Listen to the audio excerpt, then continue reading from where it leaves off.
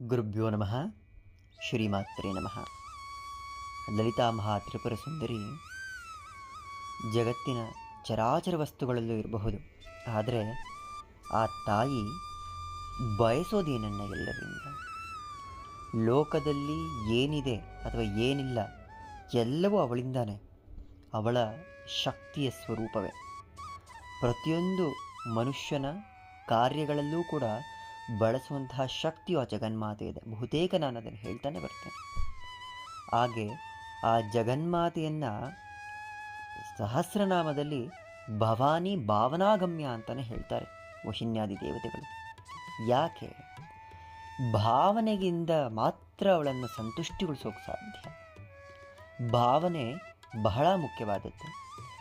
ಪೂಜೆ ಮಾಡುವಾಗ, ವ್ರತಗಳಲ್ಲಿರುವಾಗ, ದೇವಸ್ಥಾನಗಳಿಗೆ ಹೋದಾಗ ಆ ದೇವತಾ ಮೂರ್ತಿಯನ್ನು ನೋಡಿಯೋ ಅಥವಾ ನಮ್ಮ ಪೂಜೆ ವ್ರತಾಚರಣೆಗಳು ಮುಗಿದ ನಂತರ ನಮ್ಮ ಮನಸ್ಸಲ್ಲಿ ಮೂಡುವ ಭಾವನೆ ಅದು ಸಂತೋಷದಾಯಕವಾಗಿದ್ದರೆ ಆ ಪೂಜೆ ಫಲಿಸಿದೆ ಅಂತ. ದೇವಸ್ಥಾನಕ್ಕೆ ಹೋಗಿಯೂ ಭಗವಂತನ ದರ್ಶನವಾಗಿಯೂ ಆ ಭಾವನೆ ಬರದೆ ಆ ಗದ್ದಲದಲ್ಲೋ ಅಥವಾ ಮತ್ಯಾವುದೋ ವಿಷಯಗಳಲ್ಲಿ ಮನಸ್ಸನ್ನಿಟ್ಟು ದೇವರನ್ನು ನೋಡಿ ಆಚೆ ಬಂದಾಗ ಕೂಡ ನಾವು ಯೋಚಿಸೋದು, ಎಷ್ಟು ಜನ ಇದ್ದರು, ಎಷ್ಟು ಗಲಾಟೆ ಮಾಡ್ತಾಯಿದ್ರು, ಅದು ಮಾತ್ರ ಭಾವನೆಯಾಗಿರುತ್ತೆ ಹೊರತು ಆ ಜಗನ್ಮಾತೆ ಅಥವಾ ಆ ಭಗವಂತ ಹೇಗಿದ್ದ ಅವನನ್ನು ನೋಡಿದ ತಕ್ಷಣ ಆ ಮನಸ್ಸಲ್ಲಾದ ಭಾವನೆ ಎಂಥದ್ದು ಬರೋದೇ ಇಲ್ಲ ಮನಸ್ಸಿಗೆ. ನಮ್ಮ ಭಾವನೆ ಭಗವಂತನಲ್ಲಿರೋದೇ ಇಲ್ಲ, ಅಲ್ಲಿರುವ ಜನಸಂದಣಿಯಲ್ಲೇ ಕಳೆದು ಹೋಗಿರುತ್ತೆ. ಅಕ್ಕಪಕ್ಕದವರ ನೂಕಾಟದಲ್ಲೇ ಹೊರಟೋಗ್ಬಿಟ್ಟಿರುತ್ತೆ. ಸಣ್ಣ ಸಣ್ಣ ವಿಷಯಗಳಲ್ಲಿ ನಾವು ದೊಡ್ಡ ಅನುಭವಗಳನ್ನು ಕಳೆದುಕೊಳ್ಳ ಹೋಗ್ತೀವಿ. ಸಣ್ಣ ಅನುಭವಗಳು, ಆ ಖುಷಿ ಇದೆಯಲ್ಲ, ಆ ಖುಷಿಯನ್ನೇ ನಾವು ಕಳೆದುಕೊಳ್ಬಿಡ್ತೇವೆ. ಜಗನ್ಮಾತೆಯನ್ನು ಭಾವನಾ ಸಂತುಷ್ಟಳಾಗಿ ನಮ್ಮ ಮನಸ್ಸಿನ ಸಂಪೂರ್ಣ ಭಾವನೆಯನ್ನಿಟ್ಟು ಅವಳನ್ನು ನೋಡಿದಾಗ ಆ ಸಿಗುವ ಖುಷಿ ಇದೆಯಲ್ಲ, ಆ ಖುಷಿಯನ್ನು ಅನುಭವಿಸಿದವರಿಗೆ ಮಾತ್ರ ಗೊತ್ತಿರುತ್ತೆ ಅದು ಎಂತಹ ಅದ್ಭುತವಾದ ಅನುಭವವನ್ನು ಕೊಡುತ್ತೆ ಅಂತ. ಮನೆಯಲ್ಲಿ ಇರುವ ಆ ಜಗನ್ಮಾತೆಯ ಫೋಟೋಗೋ ಅಥವಾ ನಮ್ಮಿಷ್ಟವಾದ ದೇವರ ಫೋಟೋಗೋ ವಿಗ್ರಹಕ್ಕೋ ಅಭಿಷೇಕ, ಅಲಂಕಾರ, ಅರ್ಚನೆ, ಆ ಹೂವೆ ನಮಗಿಷ್ಟವಾದ ಎಲ್ಲ ತಿಂಡಿಗಳನ್ನು ಮಾಡಿ ನೈವೇದ್ಯವನ್ನು ಮಾಡ್ತೀವಲ್ಲ, ಆ ಭಗವಂತ ಅದನ್ನು ಸ್ವೀಕರಿಸಿದ್ದಾನೆ ಅನ್ನೋದು ನಮ್ಮ ಭಾವನೆಯಲ್ಲಿ ವ್ಯಕ್ತ ಆಗಿಬಿಡುತ್ತೆ. ಎಲ್ಲವೂ ಆದಮೇಲೆ ಎಷ್ಟು ಚೆನ್ನಾಗಿದೆ, ಆ ಭಗವಂತನು ಕೂಡ ಅದು ಮುಟ್ಟಿರುತ್ತೆ ಅನ್ನೋ ಭಾವನೆ ನಿನ್ನ ಮನಸ್ಸಲ್ಲಿ ಬಂದಿರ್ತವೆ. ನಮ್ಮ ಮನಸ್ಸಲ್ಲಿ ಬಂದರೆ ನಮ್ಮೆಲ್ಲ ಪೂಜೆ, ವ್ರತ, ಆಚರಣೆ ಸಂದಿದೆ ಅಂತ ಅರ್ಥ. ಭಾವನೆ ಇಲ್ಲದೆ ಮಾಡಬೇಕಲ್ಲ ಅಂತ ಮಾಡಿದಾಗ ಆ ಭಗವಂತ ಎಲ್ಲಿರ್ಲಿಕ್ಕೆ ಸಾಧ್ಯ? ಅವನ ಅನುಭವ ಹೇಗಾಗೋಕ್ಕೆ ಸಾಧ್ಯ? ಹಾಗಾಗಿಯೇ ಭಾವನೆಗೆ ಬಹಳ ಮುಖ್ಯ. ಭಾವನೆ ಇಲ್ಲದೆ ಏನನ್ನೂ ಮಾಡಿದ್ರು, ಆ ಪೂಜೆಯಾಗಲಿ, ವ್ರತವಾಗಲಿ, ಸ್ತೋತ್ರ ಪಾರಾಯಣವಾಗಲಿ ವ್ಯರ್ಥ. ತಪ್ಪಾಗಾದರೂ ಸಹಸ್ರನಾಮವನ್ನು ಪಾರಾಯಣ ಮಾಡಿ ಶುದ್ಧ ಭಾವನೆಯಿಂದ ಅವಳೇ ಸರಿ ಮಾಡ್ತಾಳೆ. 10 ಸಾರಿ ತಪ್ಪು ಹೇಳಿದ್ರು 11ನೇ ಸಾರಿಗೆ ನಿನ್ನ ಮನಸ್ಸಿಗೆ ಬರುತ್ತೆ, ಹೇಳ್ತಾ ಇರೋದು ಇದು ತಪ್ಪು, ಇದನ್ನು ಹಿಂಗೆ ಹೇಳಬೇಕು ಅಂತ. ಯಾಕಂದರೆ ನಿನ್ನ ಮನಸ್ಸಿನ ಭಾವನೆಯಲ್ಲಿ ಕುತ್ಕೊಂಡ್ಬಿಡ್ತಾಳೆ ಅವಳು. ಪ್ರತಿಯೊಂದು ಪದದ ಅರ್ಥವನ್ನು ನಿನ್ನ ಮನಸ್ಸಲ್ಲೇ ಕೂತು ಹೇಳಿಸ್ತಾಳೆ. ಬೇರೆ ಯಾರೋ ಹೇಳಬೇಕಾಗಿಲ್ಲ, ಆ ನಿನ್ನ ಮನಸ್ಸಿಗೆ, ನಿನ್ನ ಚಿತ್ತಕ್ಕೆ ತಂದು ಹಾಕ್ತಾಳೆ. ಈ ಪದ ತಪ್ಪು, ಈ ಪದ ಹಿಂಗಿರಬೇಕು, ಸರಿ ಮಾಡ್ಕೊಳ್ತಾ ಹೋಗ್ತೇವೆ. ನಮ್ಮ ಇಚ್ಛಜ್ಞಾನ ಕ್ರಿಯಾಶಕ್ತಿಯು ಅವಳೇ ಆಗಿರ್ತಾಳೆ. ಹಾಗಾಗಿ ಆ ಜಗನ್ಮಾತೆಯನ್ನು ಹೆಚ್ಚು ರಾತ್ರಿಯೇ ಪೂಜೆ ಮಾಡೋದು. ಅವಳು ಉಪಾಸನೆ ರಾತ್ರಿ ಮಾಡಿದಾಗಲೇ ಅವಳು ಸಂತುಷ್ಟಳಾಗ್ತಾಳೆ. ಶ್ರೀವಿದ್ಯೋಪಾಸನೆ ಅಥವಾ ಶ್ರೀವಿದ್ಯೋಪಾಸನೆಯಲ್ಲಿರುವವರಿಗೆ ಗೊತ್ತಿರುತ್ತೆ ರಾತ್ರಿ ಯಾಕೆ ಅಮ್ಮನವರನ್ನು ಅತಿ ಹೆಚ್ಚು ಪೂಜೆ ಮಾಡ್ತಾರೆ. ಅವಳು ಯಾಕೆ ಆ ಪೂಜೆ ಪುನಸ್ಕಾರಗಳು ಏನೇ ಇದ್ದರೂ ರಾತ್ರಿ ಮಾಡಿದಾಗ ಬಹುಬೇಗ ಅವಳಿಗೆ ಮುಟ್ಟುತ್ತದೆ. ಯಾಕೆ ಮುಟ್ಟುತ್ತೆ? ಶಿವಶಕ್ತಿಯರೇ ಈ ಜಗತ್ತನ್ನು ನಡೆಸ್ತಾ ಇರೋದು ಅನ್ನುವಾಗ ಹಗಲು ಏನಿದೆ ಆ ಹಗಲೆಲ್ಲವೂ ಶಿವಸ್ವರೂಪ. ಹಗಲೊತ್ತಲ್ಲಿ ಶಿವಧ್ಯಾನವನ್ನು, ಶಿವಸ್ಮರಣೆಯನ್ನು ಮಾಡಿದಾಗ ಅದು ಪರಮಾತ್ಮನನ್ನು ಮುಟ್ಟುತ್ತೆ. ಆ ಸಂಧ್ಯಾಕಾಲದಿಂದ ರಾತ್ರಿ ಏನಿದೆ ಸೂರ್ಯೋದಯದವರೆಗೂ ಅದೆಲ್ಲವೂ ಕೂಡ ಜಗನ್ಮಾತೆ. ಯಾವಾಗ ಹಗಲು ಕಳೆದು ರಾತ್ರಿ ಬರುತ್ತೋ ಅದು ದೇವಿ ಸ್ವರೂಪ. ಆ ದೇವಿಯ ಸ್ವರೂಪದಲ್ಲಿರುವ ರಾತ್ರಿಯನ್ನು ಕಾಳರಾತ್ರಿಯ ಸ್ವರೂಪದಲ್ಲಿ ಆ ಜಗನ್ಮಾತೆಯನ್ನು ಪೂಜೆ ಮಾಡಿದ್ರೆ ಆ ಜಗನ್ಮಾತೆ ಅದನ್ನು ಬೇಗ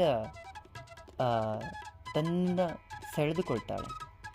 ಇಡೀ ರಾತ್ರಿ ಅಥವಾ ರಾತ್ರಿ ಏನಿದೆ ಆ ಗಾಢಾಂಧಕಾರ ಅವಳೇ.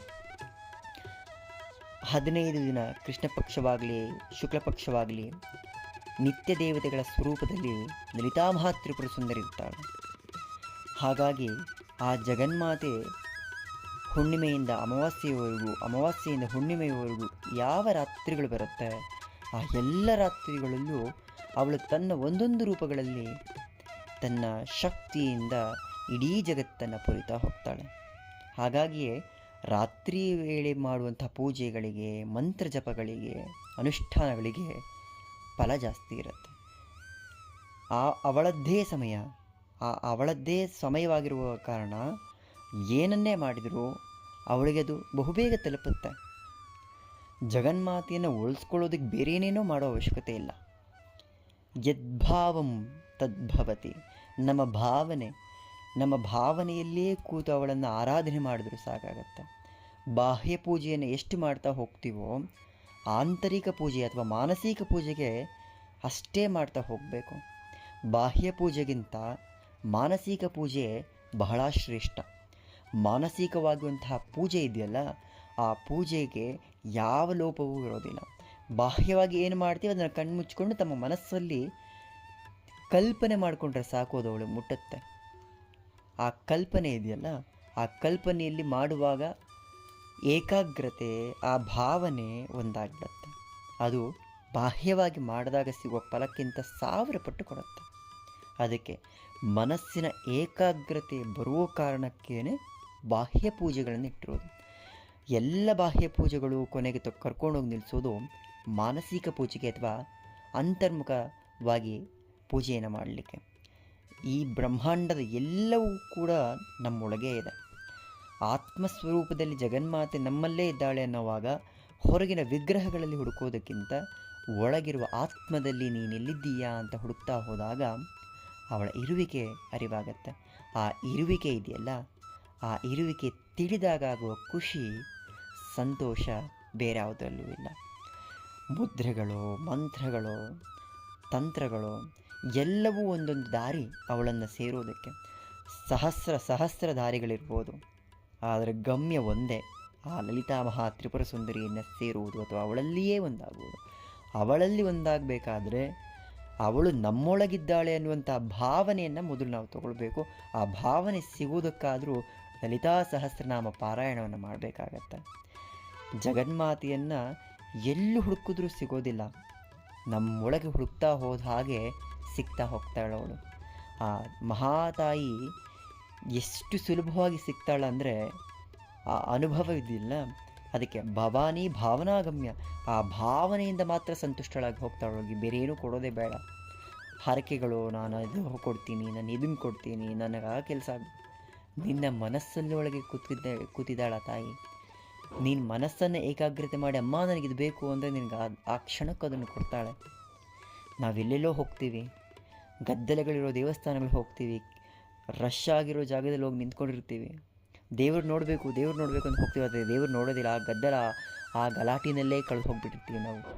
ಗರ್ಭಗೃಹದಲ್ಲಿರುವ ಜಗನ್ಮಾತೆಯೋ ಅಥವಾ ಭಗವಂತನೋ ಇದ್ದಾನೆ ಅಂದಾಗ ಅವನು ನೋಡೋಕ್ಕಿಂತ ಇಷ್ಟೊತ್ತೆಲ್ಲ ತಳ್ಳಾಟ ನೂಕಾಟಗಳಲ್ಲಿ ಅಯ್ಯೋ ಯಾಕಾದರೂ ಬನ್ನು ಅನ್ನೋ ಮನಸ್ಥಿತಿಯಲ್ಲಿರ್ತೀವಿ. ಆ ಶುದ್ಧ ಮನಸ್ಥಿತಿಯೇ ಬರಲ್ಲ ಅನ್ನೋವಾಗ ಆ ಜಗನ್ಮಾತೆಯಲ್ಲಿ ಹೆಂಗಿರ್ಲಿಕ್ಕೆ ಸಾಧ್ಯ? ಪ್ರಶಾಂತವಾದ ಸ್ಥಳಗಳಲ್ಲಿ ಜಗನ್ಮಾತೆ ಇರ್ತಾಳೆ. ಜಗನ್ಮಾತೆ ಎಲ್ಲಿ ಇರ್ತಾಳೆ?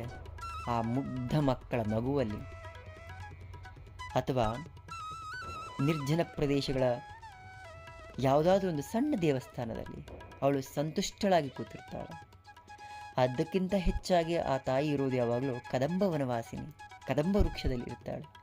ದೇವಸ್ಥಾನಕ್ಕೆ ಹೋಗಿ ಏನು ಬೇಡ್ತೀವೋ ಕದಂಬ ವೃಕ್ಷಕ್ಕೆ ಒಂದು ಚೊಂಬು ನೀರನ್ನು ಹಾಕಿ ಅವಳಿಗೆ ಬೇಡ್ಕೊಂಡ್ರೆ ಅಲ್ಲೇ ಕೊಡ್ತಾಳೆ. ಯಾಕಂದರೆ ಅವಳದ್ದೇ ನಿವಾಸ ಸ್ಥಾನ, ಕದಂಬ ವೃಕ್ಷದಲ್ಲೇ ತಾನು ನೆಲೆಸಿದ್ದಾಳೆ. ಕದಂಬ ವನವಾಸಿನಿ. ಹುಡುಕಾಡ್ತೀವಿ ನಾವು, ಆ ದೇವಸ್ಥಾನಕ್ಕೆ ಹೋಗಬೇಕು, ಈ ದೇವಸ್ಥಾನಕ್ಕೆ ಹೋಗಬೇಕು. ಮನೆ ಮುಂದೆ ಇರೋ ಒಂದು ಚಿಕ್ಕ ದೇವಸ್ಥಾನಕ್ಕೆ ಹೋಗೋದಿಲ್ಲ. ಸಾವಿರಾರು ಕಿಲೋಮೀಟ್ರ್ ಇರೋ ನೂರಾರು ಕಿಲೋಮೀಟ್ರ್ ಇರೋ ದೇವಸ್ಥಾನಗಳಿಗೆ ಹೋಗ್ತೀವಿ. ಅಲ್ಲಿ ಮಾತ್ರ ಅವಳಿಲ್ಲ, ನಿನ್ನ ಮನೆಯ ಮುಂದೆ ಅಥವಾ ನಿನ್ನ ಮನೆಯ ಒಳಗಡೆ, ನಿನ್ನೊಳಗಡೆ ಆ ತಾಯಿ ಇದ್ದಾಳೆ. ಹುಡುಕಬೇಕು. ವ್ಯಾಪಾರೀಕರಣದಿಂದ ಹೊರಗೆ ಬಂದು ಆಧ್ಯಾತ್ಮದ ಕಡೆಗೆ ಸಾಗಬೇಕು. ಎಲ್ಲವೂ ದುಡ್ಡಿಂದ ಸಿಗೋದಿಲ್ಲ, ಎಲ್ಲವೂ ಅವಳಿಚ್ಛೆ, ಅವಳ ಅನುಗ್ರಹ. ಆ ಅನುಗ್ರಹ ಮಾತ್ರ ಸಾಧ್ಯ. ಎಲ್ಲಿದ್ದಾಳೆ ಅಂತ ಹುಡುಕ್ತಾ ಹೋದಾಗ ಮಾತ್ರ ಸಿಗ್ತಾಳೆ ಹೊರತು ಸುಮ್ಮನೆ ಇದ್ದರೆ, ದೇವಸ್ಥಾನಗಳು ಹೋಗ್ತೀರಿ, ಅಲ್ಲಿ ವಿಗ್ರಹವನ್ನು ನೋಡ್ತೀವೋ ಅಥವಾ ಅವಳು ನೋಡ್ತೀವೋ, ನೋಡೋದೇ ಇಲ್ವೋ, ಹೋದ್ವಿ ಬಂದ್ವಿ. ಹಾಗಾಗಿ ಆದಷ್ಟು ಅವಳ ಮೇಲೆ ಆ ಪ್ರೀತಿ ಭಾವನೆ ಬದಲಾವಣೆ ಆಗ್ತಾ ಹೋದರೆ, ಒಂದು ಸಣ್ಣ ಬದಲಾವಣೆ ಸಾಕಷ್ಟು ವಿಸ್ಮಯಗಳನ್ನು ನೀಡಿಬಿಡುತ್ತೆ. ನಮಗೆ ಅರಿವೇ ಬರೋದಿಲ್ಲ. ಆ ಬದಲಾವಣೆಯನ್ನು ತರೋ ಶಕ್ತಿ ಇರೋದು ಭಾವನೆಗೆ ಮಾತ್ರ. ಶ್ರೀಮಾತ್ರೇ ನಮಃ.